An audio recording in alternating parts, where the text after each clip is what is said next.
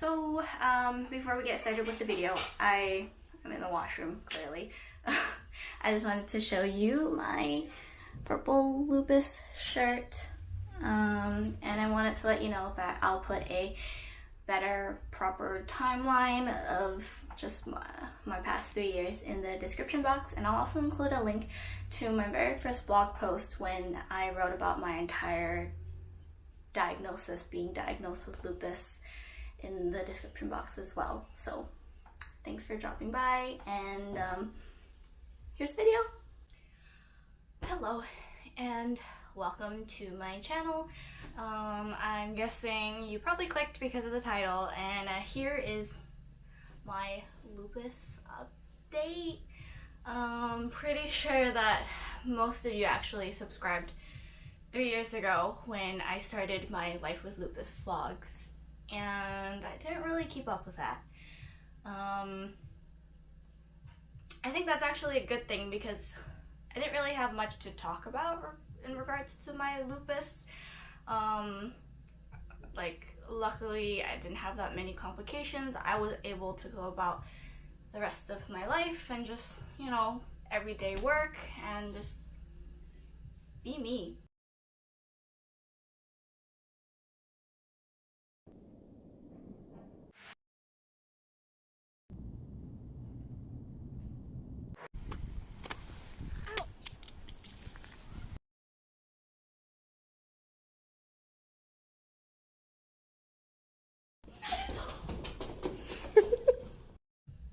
And pretty thankful that my lupus didn't really change my lifestyle all that much. So if you are new to the channel, let me just give you a quick walkthrough. So pretty much in January 2017, I was diagnosed with lupus, and I just have some notes here. I had a bunch of trips in and out of the hospital and the doctor's office, and in between getting blood work and all that. And I remember that one day I was called into my doctor's office, and he pretty much told me, I think it was like, you have a 99% chance, or like, you know, 99% of lupus. And I was like, what? I know I cried in the office because it's a hard thing to believe and just understand. Like, I actually have a cousin who's been diagnosed with lupus for, I guess, maybe 13 years, like majority of her life, ever since she was young. But I never really looked into it until it happened to me, and you know. What's next?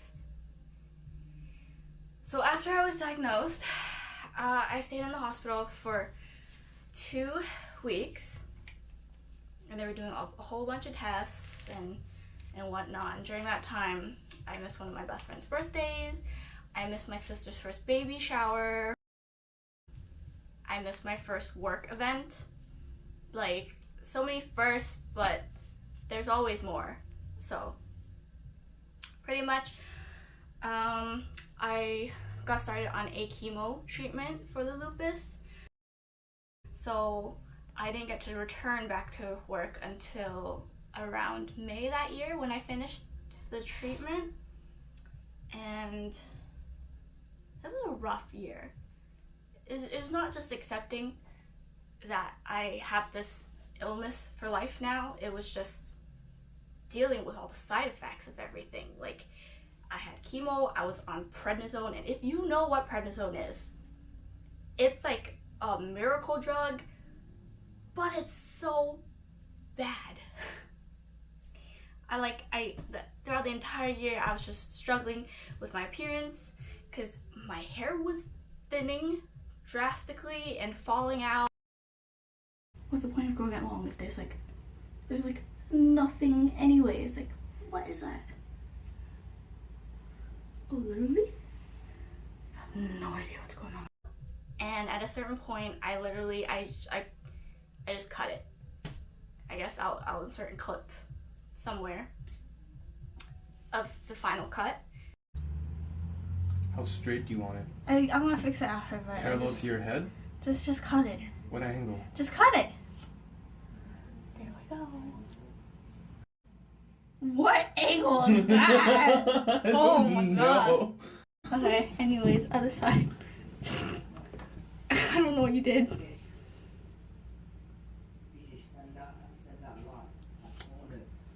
That's just the way it looks. It looks straight when I cut it. It's parallel to your head, but it's all like slanty after. And I remember it felt relieving to just cut it so it didn't look so like thin. It's either this or very thin looking hair.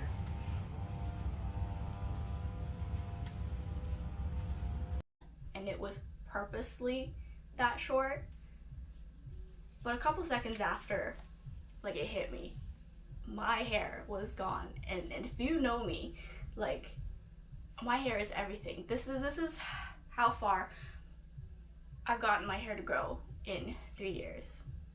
I gave it a couple trims here and there, but like, I'm still growing it. Another nasty side effect was moon face and bloating, all over bloating. Like, it's crazy to go from this frail body that I was actually happy to have, because I've never been that thin before, to just this big squishy body.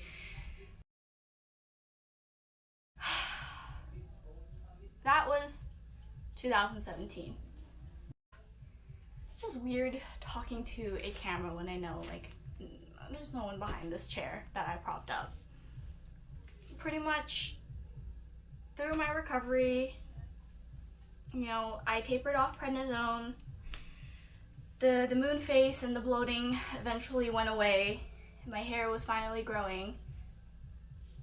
But another thing that started happening in 2018 was my skin. Like, I don't know what it was. Maybe it was the mycophenolate, maybe it was the chemical sunscreen that I was using, but it just kept rashing all over.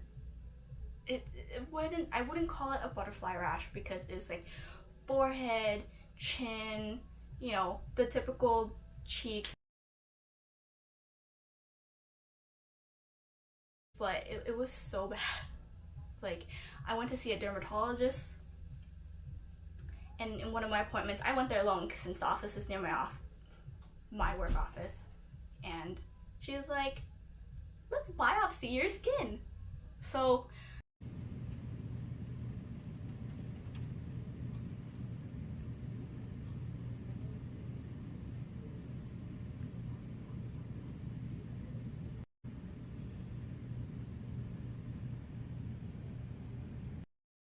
luckily, I had a rash going on the side of my cheek, so we didn't have to take a chunk from frontal of my face. That was shocking. You know, it was kind of like, you know when they sample cheese and they stick a quarter into it and you take a chunk. That's what I felt was going on with my face, like that clip right there. I had a stitch in it for a week, and then it was removed. And throughout that year, I was taking a new drug to me called quinacrine. And if you ever taken it before, the pill is literally, the powder inside is yellow. It's TMI, but like every time I went to the washroom, it was bright ass yellow, no matter how much water I drank. And when you squeeze your pores and whatnot, like, it was yellow. My skin turned yellow. I will insert pictures of me looking very jaundiced. I eventually weaned off that, and I guess like my dosage of mycophenolate also went down. So I was taking, I don't know the exact measurement off the top of my head, but 4 pills twice a day. So that's 8 whole pills of it. There's not much inside, it's just the portioning. It was the month when I started decreasing it.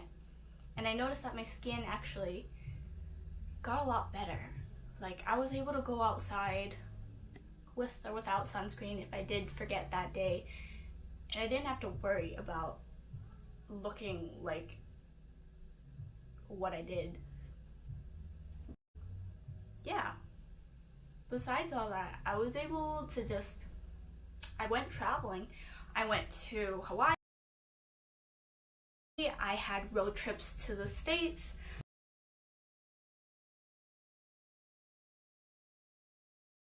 I traveled overseas to Korea and Taiwan. Something happened in October last year. It's something that I've had before. It's the third time I had Bell's palsy. I can make a whole nother video talking about my experience with Bell's palsy. It's also called facial palsy, but essentially the treatment was prednisone, our good old friend prednisone. So I was on 50 milligrams for 10 days, and I literally took photos of my face every single day just to check whether or not I was going to be bloated, because that's the only fear I ever have. But I guess 10 days wasn't that bad. Everything went back to normal.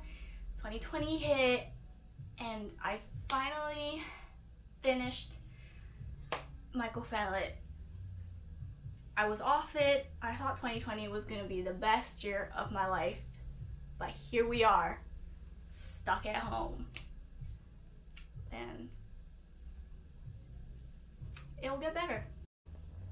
Ladies and gentlemen that are newly diagnosed to lupus, it gets better. Just have to trust that you've done nothing wrong. It just happens. I happen to fit the statistics of being a young Asian female. And it sucks, I know. But pretty much I've been living with lupus for 3 years, and I got through it because I have lupus, but it doesn't have me. So thanks for watching. I know this is a very cringy video, but I do owe you guys an update, and this is it.